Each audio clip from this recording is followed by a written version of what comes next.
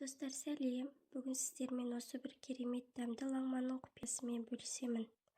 Ал енді ең маңыздысы лаңманның қамыры. Ұнға тұз, су, май және де су қосып жақсылап илеп аламыз.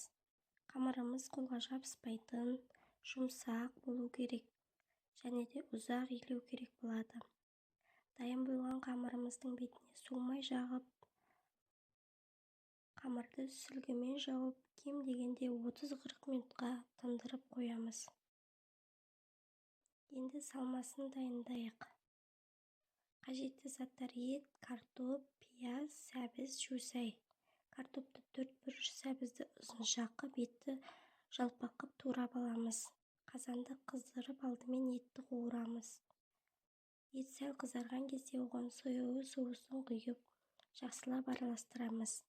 Бұл ерекше дәм береді. Одан кейін дәміне қарай тұзын саламыз. Тұздан соң томат пастасын қосып, пиязды салып 2-3 минут қуырамыз. Сосын жусайды және сәбізді қосып, қуыруды жалғастырамыз. Соңында картопымызды қосып 3-4 минут араластырамыз.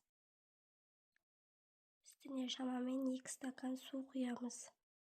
Қақпағын жауып, салмамызды баяу отта піскенше бұқтырамыз. Тынған барлық қамырымызды жіңішкелеп, ұзынша бөлшектерге бөліп аламыз.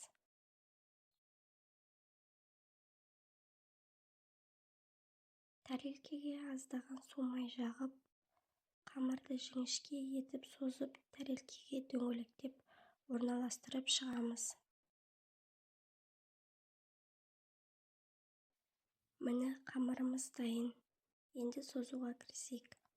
Қамырды жіңішке әрі тез созу керек. Қамырымызды жіңішкелеп созып аламыз.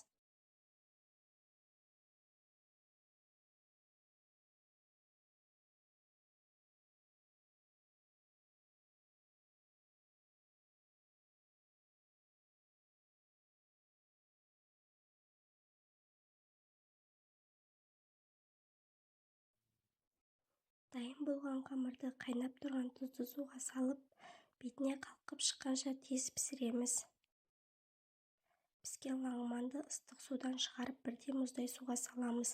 Бұл оның жабыспауы және формасын сақтауы үшін керек. Мұздай суға шайылған лағманды тәрелкеге әдемілеп саламыз. Оның үстіне дайын салмамызды аямай көп қылып саламыз. Осымен біздің тамағымыз дайын.